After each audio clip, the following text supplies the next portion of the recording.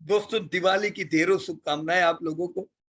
आपके दिमाग में कई सवाल होंगे कि मैं कैसा इन्वेस्ट करूं, कितनी कंपनियों में इन्वेस्ट करूं, पोर्टफोलियो में बहुत ज्यादा कंपनी होनी चाहिए कि बहुत कम होनी चाहिए, कौन से सेक्टर में करूं। तो आइए दोस्तों, इन्हीं चीजों पे अपन आज दिवाली के समय पे इतने पर बढ़िया मौके पे आज हम बात करेंगे। दिवाली की दोस्तों जब स्ट्रेटेजी बनती है तो D for Diwali and D for diversification with focus investment. जरूर दोस्तों डाइवर्सिफिकेशन करना है ताकि रिस्क हमारा मिनिमाइज हो जाए। अपॉर्चुनिटीज भी दोस्तों इंडिया में पुष्कल है, इंडिया एक ग्रोइंग इकोनॉमी है, बहुत सेक्टर खुलेंगे अभी तो कई अलग अलग सेक्टर में आपको मौके मिलेंगे, मौका का फायदा उठाना चाहिए। पर जब आपको इंडस्ट्री में निवेश करते हो वहां पे फोकस इन्वेस्टमेंट करो। फिर वही सेक्टर में आप तीन चार कंपनी लेके बैठ जाओगे, सॉफ्टवेयर में तीन चार कंपनी ले ली, सिरामिक में तीन चार ले ली, फिर मजा नहीं आएगा। डाइवर्सिफिकेशन रखो पर उसमें फोकस रखे।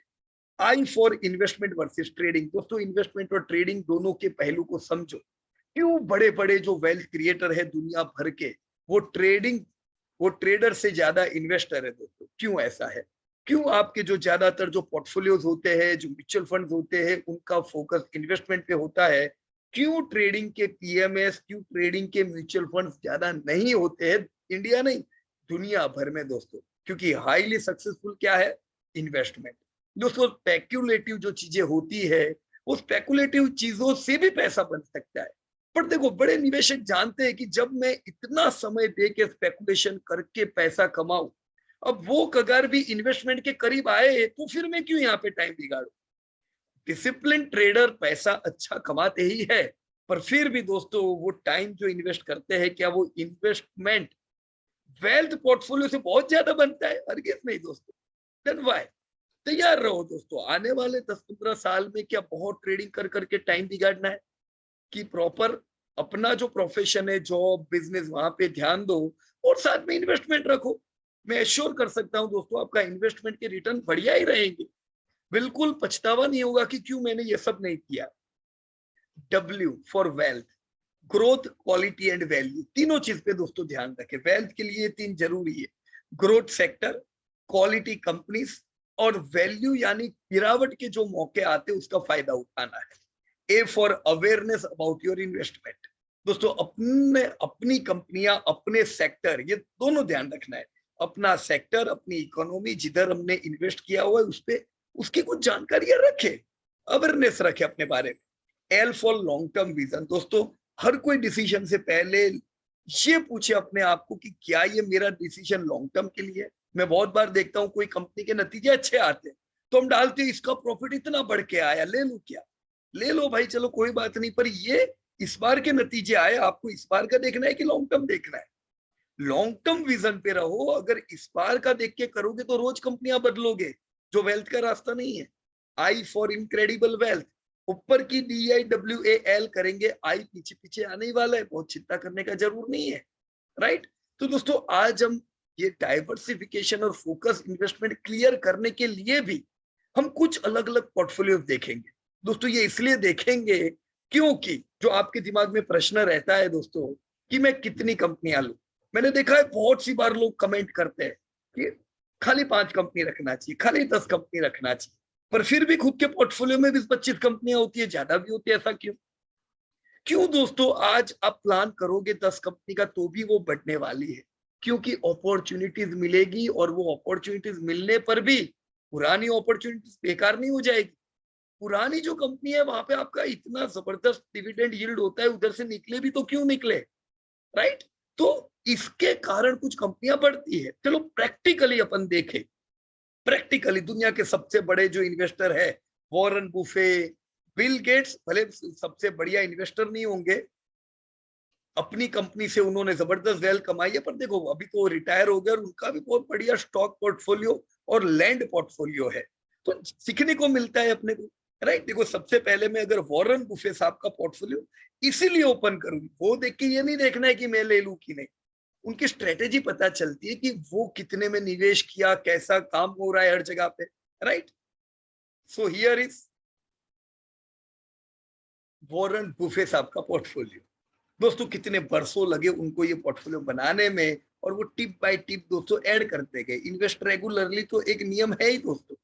राइट। ये अगर आप उनका टोटल पोर्टफोलियो देखो दोस्तों, ये है उनके डिफरेंट डिफरेंट कंपनीज जहां पे उन्होंने निवेश किया है। ये आपके सामने करीबन 50 कंपनियां हैं जो यूएस की है।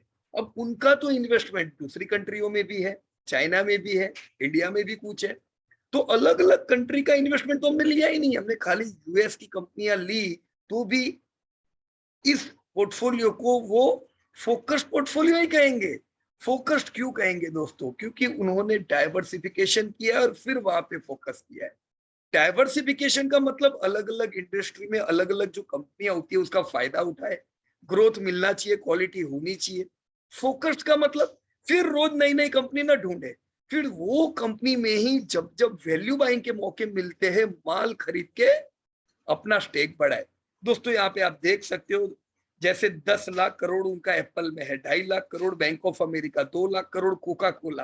तो कितने वर्षों में उन्होंने पोर्टफोलियो बनाया है, पर हर एक कंपनी में आप देखोगे अपना स्टेक उन्होंने कितने हद तक बढ़ा दिया है। तो ये कैसे होता है? क्या उन्होंने वन टाइम से ही इतना स्टेक बढ़ाया है? नहीं, वर्षों पहले लिए, और जब जब मौके मिले तब तब जब जब लोग शेयर बेचते तब इनका फोकस्ड इन्वेस्टमेंट है। तो लोग घबराते और ये अपना स्टेक बढ़ाते जाते। तो सस्ते में कम पैसे में ज्यादा क्वांटिटी ऑफ शेयर आते हैं, ये इन्होंने सिखाया है दोस्तों, और हमें भी इनसे ये सीखना चाहिए।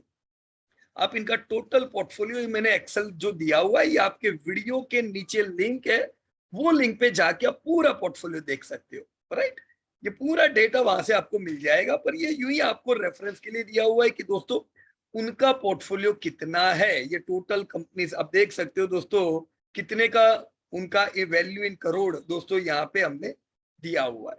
Right, total stock portfolio of US दोस्तों, इस साल उनका 20% गिरा है वैल्यूएशन। तो बहुत बार स्टॉक गिरते हैं, आप लोग घबरा जाते हो, अरे यार मेरा क्या होगा। मेरे अभी ये वॉरेन बुफेट के भी गिर है, दुनिया के सबसे बड़े इन्वेस्टर, क्यों उन्होंने हेज नहीं किया क्या? हा? अरे सिंपल रखने का इन्वेस्टमेंट को, उनको पता है, उनके लिए नई बात नहीं है इतना गिरना। उनको पता रहता है कि ऐसे तो गिरने वाला, इट्स ऑल राइट। राइट, ये गिरेगा और जैसा गिरता है वैसे ही माल चलता है, वैसे ही आपकी कंपनियां चलती है। तो बहुत चिंता नहीं करने की, प्रिपेयर रहने का ये सब फॉल बॉल के लिए। देखो कि गिरावट कैसी है इनकी, फिर भी जबरदस्त पैसा बना, और कितने ही गिरावट इन्होंने अब तक की अपनी जिंदगी में दोस्तों देखी है। राइट, उनके पोर्टफोलियो का ये वेटेज है दोस्तों। राइट, और ये कंपनी का वेटेज, ये दोनों को समझना दोस्तों। Right, so this is their weightage. अब बिल गेट्स का देखो, अब बिल गेट्स ऐसे इन्वेस्टर नहीं है वॉरेन बुफे साहब जैसे। राइट, तो मैंने उनके भी शेयर दिए, उन्होंने सबसे ज्यादा पैसा तो वॉरेन बुफे साहब की कंपनी में डाला है, बर्कशायर में। Right, 53% weightage. ये वेस्ट मैनेजमेंट की company, farm and heavy equipment, अब ये सब पैसा इन्होंने डाला हुआ है। अब उनका भी पोर्टफोलियो देखोगे इस साल 24% से गिरा है। तो क्या है, प्रिपेयर होते हैं ये लोग। उन्होंने भी डाइवर्सिफिकेशन भी किया, देखो फोकस्ड भी किया है। जहां पे उन्होंने इन्वेस्ट किया वहां अच्छा खासा स्टेक धीमे धीमे दोस्तों उन्होंने बढ़ाया है उनका टोटल पोर्टफोलियो। राइट, तो अगर सही में ऐसा होता, you should buy 5 companies and then sit like this, ऐसा होता है क्या? वॉरेन बुफे साहब ने क्यों ये सब कंपनियां ली है? उन्होंने भी थोड़ी थोड़ी कंपनी करके बढ़ाई है। चलो इंडिया के राकेश झुनझुनवाला का पोर्टफोलियो देखते, this is your Indian king. दोस्तों इन्होंने जब शुरुआत की तो इनके पास कोई एग्जाम्पल थे क्या इंडिया के? नहीं थे, ये खुद एग्जाम्पल बने। बहुत गलतियां इन्होंने भी की होगी दोस्तों, पर धीमे धीमे जब अपनी गलतियां समझ आती है सुधरते रहते। राइट, इनको हम एग्जाम्पल मानते हैं, है कि नहीं? ये वॉरेन बुफे साहब को एग्जाम्पल मानते, पर इनके लिए इंडिया में कौन एग्जाम्पल थे? नहीं। आज हमारे पास कितने सारे अच्छे अच्छे बड़े इन्वेस्टरों के एग्जाम्पल है, जिससे कॉन्फिडेंस रहता है। ये राकेश झुनझुनवाला साहब का पोर्टफोलियो, ये सब उनकी लिस्टेड कंपनियों का इन्वेस्टमेंट है 32। मैं बता दूं, कई कंपनियां तो अनलिस्टेड हो गई, कई कंपनी बंद हो गई, तो अभी सोचो कितना पोर्टफोलियो होगा। तो ये बात कहां तक हजम होती है कि 5 कंपनियां रखो? How it is? ऐसा होता तो ये तो देखो हाईली सक्सेसफुल इन्वेस्टर है। आप बोलोगे इनका ध्यान रहता है, अरे कोई ध्यान नहीं रखता है यार। ऐसा नहीं है कि रोज रोज का ध्यान रखना है। आपको लगता है ध्यान का मतलब रोज भाव देखना, वो नहीं होता है। अवेयरनेस रखना, अवेयरनेस तो हम जरूर रख सकते हैं दोस्तों। राइट, तो उनका देखो सबसे ज्यादा वैल्यूएशन उनकी टाइटन में है, करीबन 12,000 करोड़ का उनका टाइटन में पोर्टफोलियो है। उनके पोर्टफोलियो का 35%। Right, so this is the total data of Rakesh Jhunjhunwala. आप कई कंपनियां देख सकते हो, सबसे बड़े वैल्यूएशन देखो उनका भी डाइवर्सिफिकेशन है तो फोकस भी है। उन्होंने धीमे धीमे कैसे स्टेक बढ़ाया है अलग कंपनियों में, बढ़ाया है ना। देखो टोटल अगर हम इनका देखें तो वैल्यूएशन 34,000 करोड़ का इनका पोर्टफोलियो है, 34,000 करोड़ का। पर ऐसे उनका पूरा पोर्टफोलियो स्प्रेड किया हुआ है, राइट। आप रिटर्न देखो तो देखो, मैंने आपको वॉरेन बुफे और बिल गेट्स के केस में इस साल के रिटर्न बताए। लॉन्ग टर्म रिटर्न भी आप देखोगे तो देखो, ये मैंने इनका कगार दिया हुआ है 10 साल का, 10 साल सीखने को मिलता है। जैसे टाइटन 10 साल में 26% कगार से बढ़ा है, तो ह्यूज वेल्थ क्रिएट करने में इनको मदद किया है टाइटन, 10 गुना पैसा बनाए। और भी कुछ कंपनियों में ऐसा हुआ है, तो इन्होंने इतनी सारी कंपनियां रखी तो कुछ कंपनियां इसमें जबरदस्त आगे बढ़ गई। और कई कंपनियों में दोस्तों नेगेटिव रिटर्न है। अब जैसे टाटा मोटर में खाली 4% कगार इनको मिला है, 10 साल में अच्छा रिटर्न मिला नहीं मिला, ये रुपया तो एफडी में इनसे ज्यादा मिलता, राइट। तो इसमें क्या है, टाटा मोटर में नहीं मिला तो दूसरी कंपनियों ने तो दिलाया ना। यहाँ अभी कैनेडा बैंक में नेगेटिव रिटर्न है, राइट।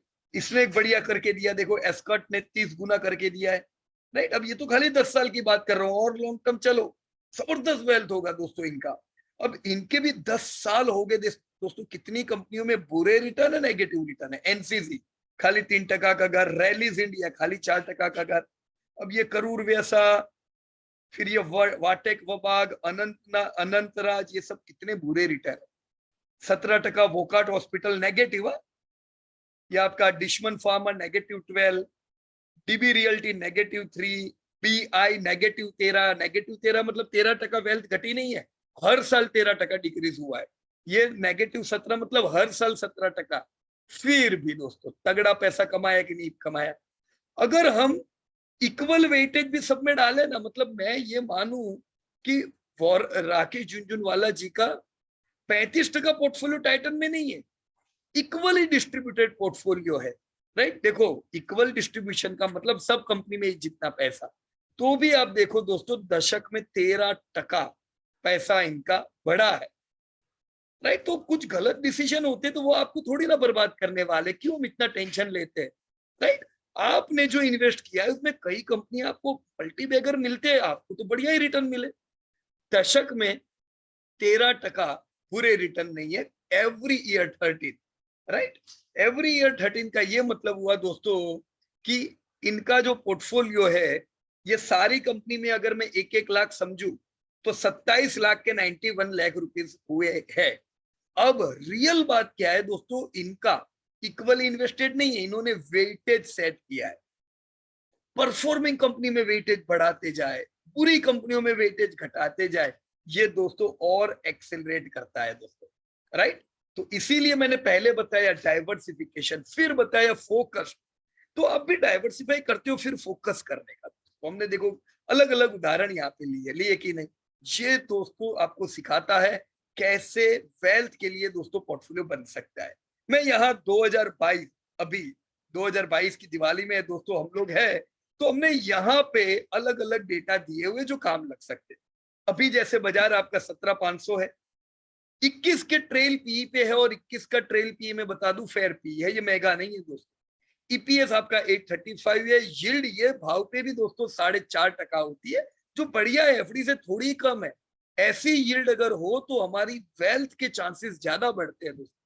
अब क्या करने का दोस्तों, हम यहाँ पे अलग अलग सेक्टर में विभाजित कर सकते हैं हमारे पैसे को, राइट। जैसे मेरा ये मानना है कि रिटेल को सबसे ज्यादा पैसा मिलना चाहिए, रिटेल इंडिया का फास्टेस्ट ग्रोइंग सेक्टर है। 25% रिटेल में रख सकते, 23 finance, 23 in technology, 23 in infra and 6 in health care, right. तो ऐसे अगर हम मैं पोर्टफोलियो बनाता हूं, देखो मैंने इंफ्रा में ज्यादा क्यों डाला है, क्योंकि कुछ रिटेल की कंपनियां इंफ्रा की भी है, जैसे एशियन पेंट, पीडीलाइट, कजारिया, इसको रिटेल में भी गिन सकते हैं, इंफ्रा में भी गिन सकते हैं, राइट। तो इसलिए इंफ्रा का स्टेक यहाँ पे बढ़ता है, क्योंकि मैंने उनको अभी यहाँ पे रिटेल में नहीं डाला है। पर अभी ये तो नॉर्मल है, आप रिटेल में गिनो तो रिटेल में गिन सकते हो, तो ये स्टेक बढ़ा देने का, राइट। पर ये हुआ दोस्तों आपका प्रॉपर डाइवर्सिफिकेशन, आपने अलग अलग सेक्टर में डाइवर्सिफाई किया, राइट। देखो आप म्यूचुअल फंड नहीं हो, आप म्यूचुअल फंड हो तो आप क्या कर सकते हो, रिटेल का एक अलग फंड बना सकते हो, फिनांस का अलग फंड बना सकते हो। ये 4-5 अलग अलग फंड में से कुछ तो जबरदस्त परफॉर्म करेंगे, अब कुछ परफॉर्म नहीं भी करेंगे तो वो ढक जाएंगे, परफॉर्मिंग फंड कल दिखेंगे, तो लोग अट्रैक्ट होंगे आपकी, और आप थोड़ी ना म्यूचुअल फंड हो, आप तो एक इन्वेस्टर हो और वो भी रिटेल। आपको किसको अट्रैक्ट करना है? तो अट्रैक्शन की बात नहीं है इधर, इधर पैसा बनना चाहिए। आपने अगर कोई भी एक फंड में डाल दिया, खाली फाइनेंस में, खाली टेक, खाली रिटेल में, तो वो अच्छी स्ट्रेटेजी नहीं है दोस्तों, प्रॉब्लम कर सकता है भविष्य में। Have proper diversification. तो मैं दोस्तों यहाँ पे फटाफट आपको थोड़ा थोड़ा डिटेल बता देता हूँ, बहुत डिटेल में नहीं जाऊंगा। जैसे सबसे पहले मैं यहाँ पे लेट मी टेक रिटेल, क्योंकि रिटेल अव्वल है, हम रिटेल को देखते हैं, रिटेल में क्या है, कौन सी कंपनी में करना चाहिए, राइट। अब जैसे सॉरी, यह इंफ्रा आ गया, दिस इज रिटेल, इंफ्रा को मैंने रिमूव कर दिया, राइट। अब देखो रिटेल सेक्टर, राइट, रिटेल में कौन सी कंपनी आती है? देखो, अगर आपको लगता है रेस्टोरेंट्स बढ़ेंगे, अब रेस्टोरेंट तो सवाल ही नहीं दोस्तों, फास्टेस्ट ग्रोइंग सेक्टर है, तो restaurant is a good sector. तो कौन सा कंपनी है अच्छा दोस्तों? जुबिलेंट फूड। ट्रैवल टूरिज्म धमाकेदार करेगा दोस्तों।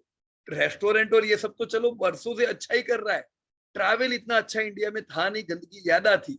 पर पिछले इतने समय में जो स्वच्छ भारत अभियान चला है दोस्तों, अब हम कह सकते हैं इंडिया क्लीनलीनेस पे आगे बढ़ रहा है, और क्लीन रहेगा इंडिया तो ग्रोथ ट्रैवल में धमाकेदार करेगा इंडिया।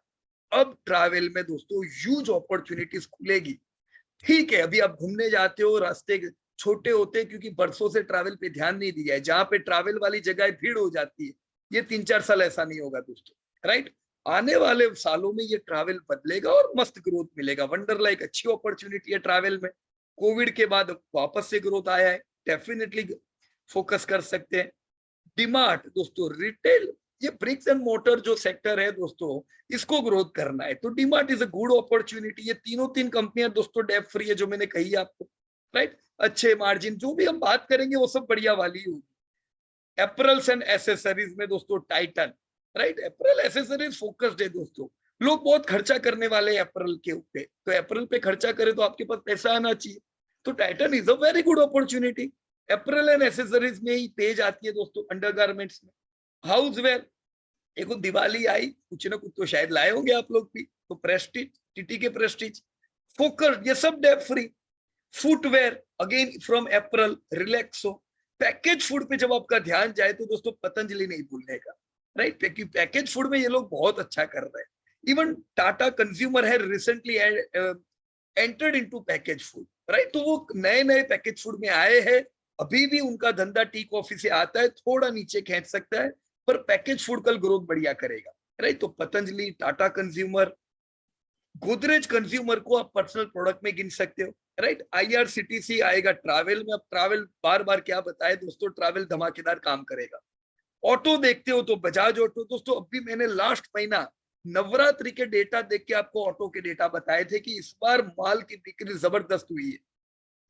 अब आप में से जितनों ने ये बार भी कुछ न कुछ ऑटो व्हीकल खरीदा है, कमेंट में लिखना मैंने खरीदा है, क्योंकि दिवाली के डेटा आने दो दोस्तों, आप जान जाओगे क्या दिवाली रही है ऑटो के लिए, right. Bajaj, Maruti, both are wonderful companies. UBL from beverages. देखो, we are not having any good opportunities in beverages, but yes, in alcoholic beverages you can go with UBL. Balkrishna again from auto. Amara Raja Battery from auto. Indigo from air travel. Right? आपका Kacharia ceramic home furnishing में आएगा दोस्तों। ये सारी retail हुई, क्यों नहीं invest कर सकते दोस्तों? Majority of the companies totally debt free है, मेजॉरिटी ऑफ द कंपनीज ने कभी लॉस नहीं किया होगा, कुछ ये इंडिगो बिंडिगो को छोड़ के, राइट। तो पैसा डाल सकते हो, वेटेज देख लो, ग्रोथ और क्वालिटी को ध्यान में रख के हमने इतने वीडियो बताए, जहां पे अभी मेरे को वो सब बातें नहीं करनी है दोस्तों, राइट। पर वेटेज सेट करने का, अगर वेटेज प्रॉपर भी नहीं रहता है तो डिवाइड बाय इक्वल वेटेज कर दो, बहुत ज्यादा फर्क नहीं पड़ेगा। आपने देखा ना राकेश झुनझुनवाला का पोर्टफोलियो, इक्वल वेटेज हो तो भी अच्छे रिटर्न मिलते हैं यार, पर धीमे धीमे समझो वेटेज की माया जाल, उसको समझे तो और एक्सेलरेट होगा portfolio. So this was all from retail. अब रिटेल के बाद कहाँ है? फाइनेंस। तो फाइनेंस तो दोस्तों रिटेल के बाद का फोकस करने जैसा सेक्टर है, राइट। तो ये मैंने फाइनेंस ओपन किया। देखो फाइनेंस में, बैंकिंग में HDFC bank, no doubt about it, best private bank. अभी कॉर्पोरेट एक्शन आने वाला है उनका एक बड़ा, दोनों का मर्जर, तो उसकी वजह से थोड़ी आपको मूवमेंट कम मिले, but it's all right, yield आपकी बढ़िया रहेगी और ये आपको अच्छा परफॉर्म दे सकता है। रिटेल फाइनेंस बजाज फाइनेंस दोस्तों किंग है ये रिटेल फाइनेंस का यार। Insurance HDFC life, right. Depository में सीडीएसएल, अगेन जनरल इंश्योरेंस में आईसीआईसीआई, दूसरी अपॉर्चुनिटी नहीं है यहाँ पे। इन्वेस्टमेंट इंडिया में फास्टेस्ट ग्रोइंग सेक्टर में आता है इंश्योरेंस, इन्वेस्टमेंट अकेला नहीं, insurance and investment, right. HDFC AMC, अब एचडीएफसी या कैम्स दोनों में से कुछ भी कर सकते हैं। अब इंश्योरेंस में भी दोनों पे जाने का जरूर नहीं है, आपको लगता है ओवर होएगा तो HDFC ICICI you can go with anyone, right, ये कर सकते हो आप। पीएसयू बैंक में SBI and best opportunity, right. So this were all companies from finance. चलो फाइनेंस के बाद और किधर चले, किधर है ऊपर, टेक, टेक। चलो टेक्नोलॉजी की कंपनियां देख लेते हैं, किधर गया take, this is take, okay. देखो टेलीकॉम में है भारती। अब अगर आपने रिलायंस में एक स्टेक अच्छा खासा रखा हुआ है, भारती नहीं लोगे तो भी चलेगा, वो आ ही गया ना जियो में, राइट। बट हमने क्यों दिया है, क्योंकि टेलीकॉम अच्छा परफॉर्म करना चाहिए, 5G का लॉन्चिंग हुआ, yes, next decade is good for telecom. Consulting software में TCS, internet catalog retail among fastest growing Naukri, recruitment की कंपनियों में टीम लिस्ट। अभी आपने देखा होगा एक रोजगार मेला जबरदस्त चला गवर्नमेंट का, तो रोजगार तो देना होगा। अगर आप टाइटन को देखते हो कि 10 करोड़ शादियां होगी तो मेरे को चाहिए, तो वैसे ही दोस्तों 10 करोड़ लोगों को नौकरी भी तो देनी पड़ेगी। तो टिमलिस जैसी, नौकरी जैसी कंपनियां जरूर काम की। मैं पेज में एक चीज बताना भूल गया दोस्तों, पेज का भाव अभी बहुत बढ़ गया है यार, 50,000 तो अभी आप ऐसा भी नहीं कर सकते, मुश्किल है, बराबर ना। तो पेज का ऑप्शन को आप मान्यवर का ऑप्शन रख सकते, राइट। एसआईपी के लिए छोटे इन्वेस्टमेंट है, 50 लाख से ज्यादा इन्वेस्टमेंट है उन लोगों को तो पेज ही रखना चाहिए, बराबर। FL from digital marketing, LTTS in IT enabled service, right? Root Mobile in telecom again, consulting software में ये सेम है दोस्तों, टाटा इलेक्सी। तो आप ये कर सकते हो, कोई भी एक रखोगे तो भी इट्स ऑल राइट। पहले ये सॉफ्टवेयर में आती थी, अभी आईटी कंसल्टिंग एंड सॉफ्टवेयर को मिक्स कर दिया है, बराबर। सॉफ्टवेयर प्रोडक्ट में ये नई जो कंपनी है मैप माई इंडिया, इसको रडार में रख सकते हो, बराबर। जैसे अपन ने जोमेटो को रडार में रखा हुआ है, तो Zomato and map my India are good from your which sector, technology, बराबर। देन टेक्नोलॉजी के बाद क्या आता है, चलो इंफ्रा, इंफ्रा पे चलते हैं अपन। क्या अपॉर्चुनिटीज है इंफ्रा में दोस्तों। अब रिलायंस को मैंने इंफ्रा में रखा हुआ है क्योंकि वो ऑयल एंड गैस का उनका बड़ा स्टेक है, इसलिए आप इसको रिटेल में गिनो, आप इसको टेलीकॉम में गिनो, बराबर, इट्स योर अंडरस्टैंडिंग। तो रिलायंस डेफिनेटली दोस्तों बहुत बड़ा काम कर रही है लोग, राइट। इनका जो रिटेल है उसमें ये सबसे बड़े है दोस्तों, 2 लाख करोड़ के धंधे पे ही, मतलब ह्यूज, लाख करोड़ पार हो गया टेलीकॉम में, ये भी बढ़िया। तो Reliance should be priority. Asian paint from your home furnishing, wonderful company. Infra chemical में पिडिलाइट, कंज्यूमर ड्यूरेबल में वोल्टास, पावर एक्सचेंज में आईएक्स। ध्यान क्या रखने का, ये सब में जब आप ले रहे हो ट्रेंड पॉजिटिव हो ना धंधों के, और ऐड कर सकते हैं। जैसे टाइटन का ट्रेंड, डीमार्ट का, इन सबके बिजनेस के ट्रेंड एक्सट्रीमली पॉजिटिव है, राइट। अब जैसे आईएक्स, Q1 से आपने देखा कि ट्रेंड इनका सेल्स का नेगेटिव होता जा रहा है, इसको रडार में रखने का, लेने का, पर पहला क्या लेने का, जिसका ट्रेंड पॉजिटिव, बराबर। PI from agrochemical, LT from construction, UltraTech from cement, BEL from defence, wonderful company. Supreme industry from pipes, agri infra बोलो, हेवल्स केबल की कंपनियों में, जेएसडब्ल्यू आयरन एंड स्टील में, गोदरेज प्रॉपर्टी रियल्टी में। अब गोदरेज हो या ओबेरॉय, इट्स योर चॉइस, आप कुछ भी करो, राइट। तो मेरा यहाँ पर्पस था कि आपको कुछ ग्रोइंग इंडस्ट्रीज पता चले, साथ में वहां की कंपनी भी आप जानो, बराबर। तो इंफ्रा पे ध्यान रखो, ये सब कंपनियां आने वाले 10-15 साल के लिए रखेंगे यार, मल्टी ईयर पैसा बन सकता है यहाँ पे। इंडिया जैसे बड़ा बनेगा, पैसा अपना बनेगा। हेल्थ केयर बाकी रहा ना, अभी इंफ्रा हो गया हेल्थ केयर। देखो हेल्थ केयर में क्या करने का, हेल्थ केयर में आपके पास 3 ऑप्शन है। हेल्थ केयर सर्विसेज में लालपत लैब, राइट, ये सबसे बड़ा और सबसे बढ़िया ऑप्शन है हेल्थ केयर सर्विसेज।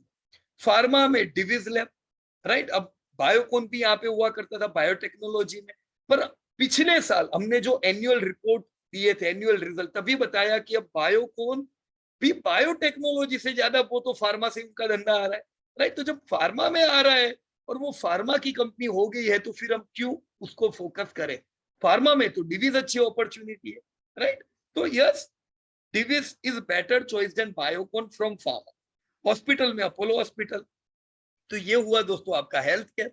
देखो ये आपने क्या किया पता है, डाइवर्सिफिकेशन किया, वो एक बार कर, फिर फोकस्ड करना है। अब आने वाले 10-15 साल आप कमा रहे हो, लगाते जाओ धीमे धीमे, आप स्टेक बढ़ाते जाओ, राइट। तो क्या होगा दोस्तों, जबरदस्त फायदा होगा, कोई डाउट ही नहीं है। ये जो कंपनियों की बात की, इसको टिप लेके मत चलना दोस्तों, बराबर है। टिप देने का हमारा काम नहीं है, हमारा काम आपको एजुकेशन देने का है। तो हम खाली एजुकेट कर रहे हैं कि कैसे पैरामीटर पे कंपनियां सिलेक्ट की है, हम प्रॉपर पैरामीटर डिस्कस नहीं किए, क्योंकि मल्टीपल वीडियोस है दोस्तों वो देखने के लिए। अब यही सब कंपनियां जो दोस्तों आज हमने डिस्कस की, अगर ये कंपनियों में हम 2012 से होते तो क्या होता, चेक करना है क्या कि बरसों से, क्योंकि हमारी कंपनियां तो चेंज होती नहीं, अपन इसमें से थोड़ी ना भागने वाले इधर उधर। कितनी कंपनियां चेंज होती है, मुश्किल से एक दो, राइट। सो यहाँ पे दोस्तों 2012 का मैंने डेटा दिया है। देखो 2012 में यही सब कंपनियों का लाइन है पूरा। सबसे बढ़िया रिटर्न देने वाली कंपनी कौन सी है, Tata Elxsi, Bajaj finance, PI industry, Relaxo, Page, Balkrishna, ये सबने एकदम तगड़े रिटर्न दिए दोस्तों 10 साल में। 66 टाइम, 55 टाइम, 30 टाइम। तो जो मैं आपको कहता हूं कि दोस्तों लाइन लगेगी आपके पोर्टफोलियो में, बट टाइम तो जाने दो। ये 3 साल में ही अपनी हवा निकल जाती है, थोड़ी ना चलेगा, फिर बाजार में काम का नहीं है, फिर एफडी काम की, बराबर की नहीं। टाइम देते हो, अब टाइम भी दोगे, पूरी कंपनियों में दोगे, काम नहीं लगेगा, आपको भी थोड़ा ध्यान देना पड़ेगा ना दोस्तों। अवेयरनेस मैंने बताया आपको, ग्रोथ क्वालिटी में ध्यान दो दोस्तों। तो क्या है ना कि ये जो है, कितनी कंपनियां 10-10 गुना बढ़ी है 10 साल, लाइन है करीबन मेरे ख्याल से। ये जो कंपनियां है 11 दोस्तों, कितनी कंपनियां 20 गुना बढ़ी, ऑलमोस्ट दोस्तों आप कह सकते हो 4 कंपनियां 20 टाइम प्लस हुई, और 2 कंपनियां दोस्तों 50 गुने से ज्यादा बढ़ी, और ये तो खाली 10 साल की बात है दोस्तों, राइट। आप में से बहुत से लोग यंग है, वो भी बहुत लंबी जिंदगी जीनी है और लंबा समय देखना है आपके एसेट का, क्या बढ़िया हो सकता है दोस्तों, राइट। एसेट 2015 में निफ्टी दोस्तों 5800 था, पी उस समय 18 का था, so it was good valuation. EPS 320 का, यील्ड खाली 1.5 की थी, देखो अभी तो यील्ड भी बढ़िया है, राइट। अब अगर हमने इन सब में इक्वली भी पैसा लगाया होता ना, इक्वल डिस्ट्रीब्यूशन, अगेन कोई वेटेज वेटेज नहीं, पैसा इक्वली डाल दो तो भी बढ़िया होता रिटर्न। कितना है, 27% कगार वो दोस्तों हुआ, अगर हमने इक्वली डिस्ट्रीब्यूट किया होता तो। पर हमको तो क्या है ना, वो ट्रेडिंग ज्यादा पसंद आती है, बराबर की, और रोज का इधर उधर होता रहना चाहिए दोस्तों, कगार नहीं मिलते, फिर उससे रिटर्न बढ़िया नहीं मिलते, राइट। अब ये सब कंपनियां कौन सी है, अब मैं आपको कहूं कि देखो ये इनमें से, ये जो कंपनियों की इधर हमारी बात हो रही है, हमारे पास कितने लंबे समय से है, और उसके बाद अपॉर्चुनिटी आई एचडीएफसी की, तो क्या मैं कहूँ नहीं मैं तो फोकस करूंगा, इसमें नहीं डालूंगा, नियम है 15 कंपनी से ज्यादा नहीं करो। अरे थोड़ी ना ऐसा नियम तुम्हारा रहने वाला है, फिर एचडीएफसी में नहीं करने का, सीडीएसएल नहीं करेंगे, Lal PathLabs, IEX, Wonderla, DMart, Patanjali, IRCTC, कितनी बढ़िया बढ़िया कंपनियां दोस्तों पिछले दशक में नहीं आई। Yes we have invested in these all companies in during last 10 years also. तो ये तो क्या बात है ना कि पोर्टफोलियो बना है, कभी कभार जैसे यहां से हमारा गेल में भी इन्वेस्टमेंट हुआ करता है, पर गेल को हमने रिड्यूस कर दिया, क्योंकि उधर ग्रोथ इतना हाइपो नहीं मिलने वाला है जितना उधर मिलने वाला है। तो जब तक ग्रोथ नीचे ना दिखे, क्यों निकलने का, राइट। वेटेज धीमे धीमे घटाओ, सही बात है कि नहीं। अब जैसे मैंने बायोकॉन का कहा आपको, डिविज में मर्ज कर दो, क्यों अलग रखे एक ही सेक्टर में से, बाकी आपकी जो कंपनियां होती है वो दोस्तों ऐसी की ऐसी रहेगी।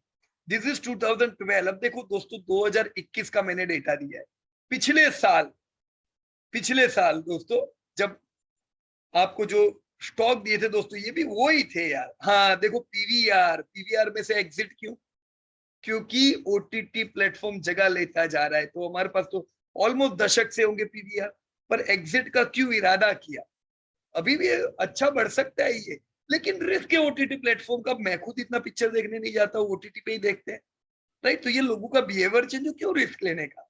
इन्होंने भी आइनॉक्स के साथ कॉम्बिनेशन किया, अच्छा डिसीजन लिया, पर किया क्यों, उनको भी खतरा लगता है, राइट। तो यहाँ से पीवीआर हमने लास्ट ईयर दिया था, ये टोटल कंपनी है दोस्तों, पिछले साल 12 महीने में बाजार अच्छा नहीं रहा, तो भी देखो कई कंपनियां पॉजिटिव रही, कई कंपनियों ने तगड़े रिटर्न दिए, उसके सामने कई कंपनियों ने बुरे रिटर्न भी दिए हुए है ना। देखो ये दो कंपनी आधी हो गई, गोदरेज प्रॉपर्टी, मदरसन सुमी, उसके सामने ये दो कंपनियों ने 50% रिटर्न भी दिए। पर कुल मिला के देखे तो दोस्तों 9% से पोर्टफोलियो डाउन है। तो आप में से जो लोगों ने इस प्रकार से इन्वेस्ट किया होगा 9% डाउन होगा। तो इसमें क्या बुरी बात है? वॉरेन बुफे का तो आपसे ज्यादा डाउन है 22% इस साल, बिल गेट्स का आपके ज्यादा डाउन है। क्यों? क्योंकि उनका इन्वेस्टमेंट यूएस का है और यूएस के हाल बुरे हैं। उनका इन्वेस्टमेंट किसको रिफ्लेक्ट करता है? नास्डेक एंड डाउ जोन्स, राइट। आपका इन्वेस्टमेंट किसको रिफ्लेक्ट करता है? इंडिया। तो पोर्टफोलियो अफेक्टेड, पर बाजार गिर रहा है, ये अफेक्ट होगा। चिंता क्यों नहीं करने की? जितना टाइम देंगे ना उतनी प्रोबेबिलिटी पैसा कमाने की बढ़ती है। मैंने यहाँ 2020 का भी डेटा इसीलिए दिया है। ये 2020 की हमारी दिवाली पिक्स, आप इसको जरा देख लीजिएगा आपके साथ। 100% रिटर्न, 80% रिटर्न, 63% रिटर्न, ये पिछले 2 साल के डेटा है दोस्तों। कितनी कंपनी ने 50% से ज्यादा रिटर्न दिए सिर्फ 2 साल में? उसके सामने नेगेटिव रिटर्न भी होंगे दोस्तों। बायोकॉन, अपने को तो गिनना ही पड़ेगा, अपने पास थे तो 21% नेगेटिव, बंधन बैंक 12%, एचडीएफसी लैब -10, ये सारी कंपनियों ने नेगेटिव रिटर्न दिए दोस्तों।